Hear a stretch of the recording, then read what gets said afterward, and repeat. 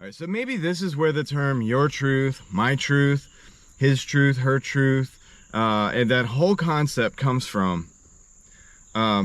Because when I was growing up, the truth was just the truth.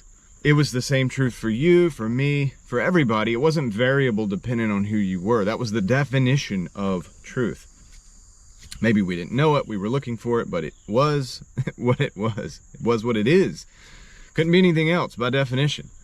So, yeah, but information, obviously, it has a huge impact on how you view the world, how you perceive the world, maybe even how you perceive the truth. Doesn't mean the truth's different, but how you perceive it is different. And we're going to talk about that today. We're going to talk about information filter bubbles on the internet. So basically, like when I was growing up in the 90s, playing Oregon Trail, trying not to die of dysentery, things like that, things were a lot simpler. There wasn't as much information on the internet back then, and the search engines were a bit simpler. Keyword searches, things like that. Now they evolved over time. You had Lycos, you had Ask Jeeves, Google was being developed, and as we know, Google has become synonymous with searching the internet. You Google things. It's like a verb now.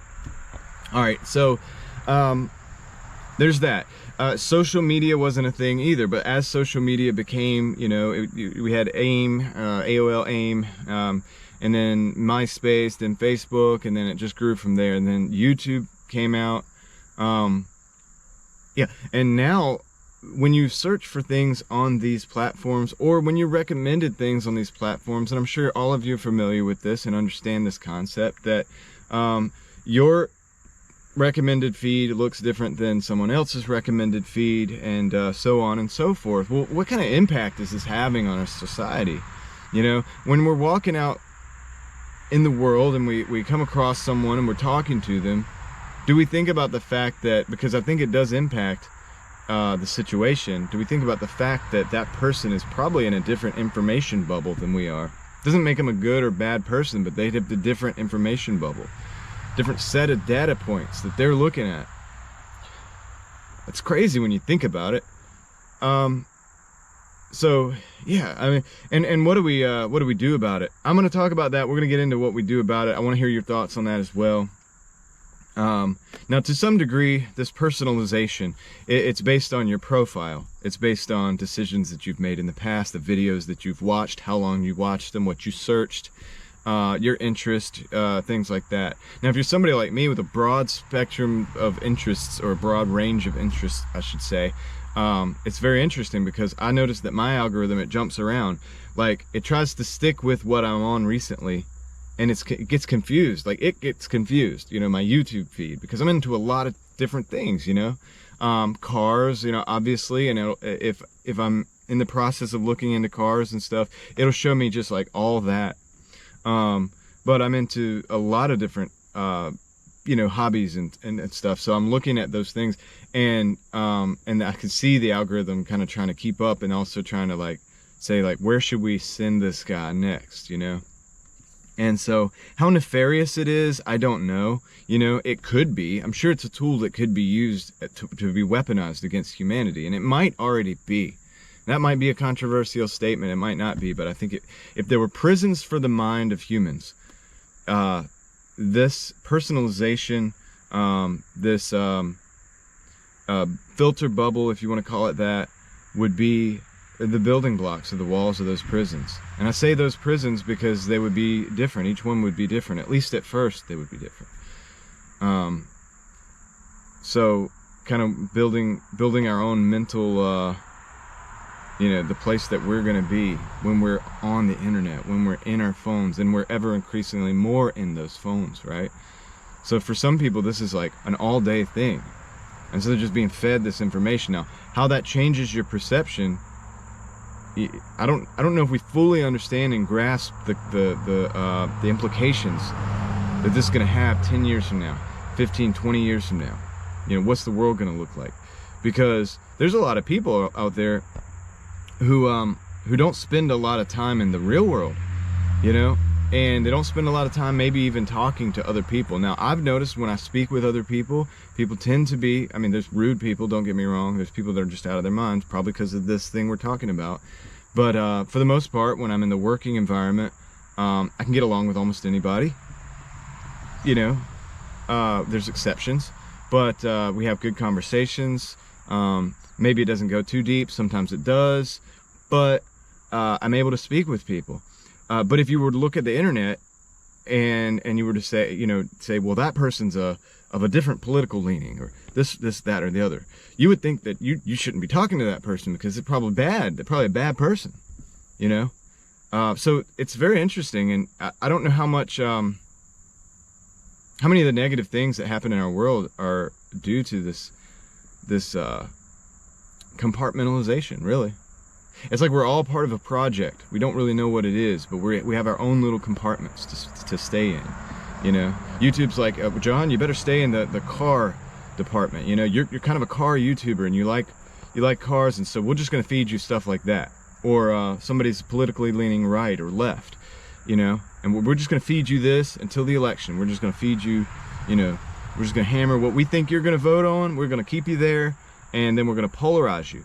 Now, I talked about polarization in the last video that I did, and just to touch on that for a second, you know, when you're polarized, you're off balance, and so you're easy to market to, and you're easy to anger and things like that, you know, especially if you like really have strong beliefs about something, and then you're just thinking about it all day long, and it's just being fed back into you. So this can be kind of dangerous, you know. It kind of takes the whole, like, you know, I'm just having a conversation with somebody, hope you're having a nice day, and it turns it into suspicion and all these things, right? And so yeah, what do we do about that? Well, you know, one solution, I think, obviously, is just to limit the time that we're on the social media, on the phones, on the internet, you know, and go for a walk. Go for a walk in the woods, go for a walk in nature, something like that, right? If you live in a city, just go for a walk, you know. But just get out, be active, and do real things. Like, you know what I mean? If you're into working on cars, I bring that up a lot because I'm into cars, but go do that. Get hands-on, you know what I mean? Get hands-on, be like, okay, you know, you get your hands dirty, right? And that's just the reality. Because the truth is that if a bolt is hard to remove or something, or whatever, I'll just give you an example, like, then it's just simply hard to remove, and you're gonna have to do what you have to do. So you try the PB blaster, maybe you try the torch, you try different things to get that done. And that's gonna be the reality for you. It's gonna be reality for the next guy. Now, somebody with more experience is gonna be able to do that thing probably quicker and more efficiently, but you know, you get what I'm saying? You get out there and you realize, okay, we need water, we need food, like, this is life. Like, it's the same for all these other people out here. And you can relate to them, and then you can start there, you know, instead of going to the polarizing thing first, right? You know, those are there for a reason, and I think they're pushed in our face for a reason. I'm not saying don't have your beliefs. I have my beliefs. I have strongly held beliefs, but I do realize that I should also treat other individuals as humans. We're humans. They're not part of that algorithm. The algorithm has had an impact on them. The algorithm has had an impact on you. It's had an impact on me, whether we like it or not. If we're on these phones for an extended period of time, this thing is feeding us a certain amount of information of a certain type based on our profile. And I don't really know where that goes. But I also think that we should search outside of our, you know, normal searches and normal profiles. Like, maybe if you're on the right, maybe politically, maybe search some of the stuff that's what they're talking about on the left, and the same if you're on the left politically, maybe search some of the stuff they're talking about on the right, you know, and just kind of open your mind a little bit, you know, just kind of, you know, you don't have to give up your beliefs. I'm just saying, maybe hear people out, like, actually watch the whole thing if that's what you're into, and hear people out, and so that way you know where they're coming from, and you can understand a little bit better. And then if you disagree with it, still good, that's fine, but just step outside of that bubble, right? We talk about being outside of the box. Well, these are, you know, boxes, bubbles, whatever, information bubbles. Well, try to step outside of it, try to expand it if you can. Play with that. I I don't know what we're gonna do, man, because I do see sometimes, you know, if I go through the search or the suggested videos, sometimes I want inspiration, right? I don't want to see the same old thing, but it's just giving me the same old thing, and I don't want to see that necessarily. That's why I have these conversations. That's why I've branched out on our conversations and the things that we do on the channel. Still work on cars and we do all kinds of stuff, but I want to have these conversations because I think we all should be kind of like considering these things, discussing these things, talk to a real human being about it, have an actual conversation, you know, do the best you can not to, you know, get each other riled up, and actually have conversations where we can come together and maybe find solutions about this. And maybe that would be a lot better for our society.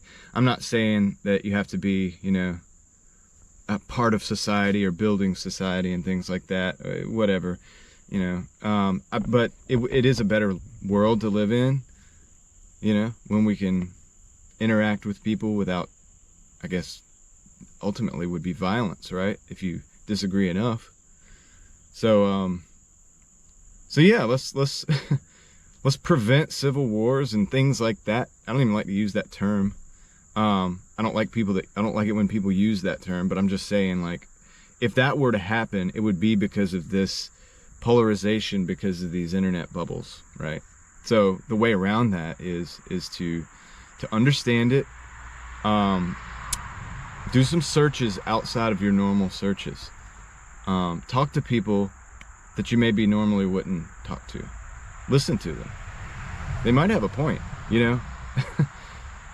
I think if you're all the way to one side or all the way to another side on most issues, not all issues, but most issues, there's probably something that you might be wrong about, you know, or that may not be the case there.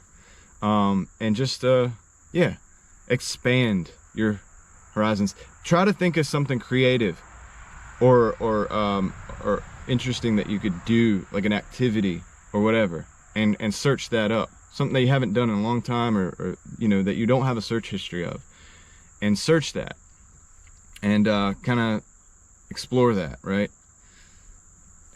I think that may be the only thing that we have right now, because otherwise we are pretty much getting like drawn down into these bubbles, and it's always the worst in election year. That's why I like it after election year is over, you know, everybody takes a break from that crap, and then we can look at the real stuff, right?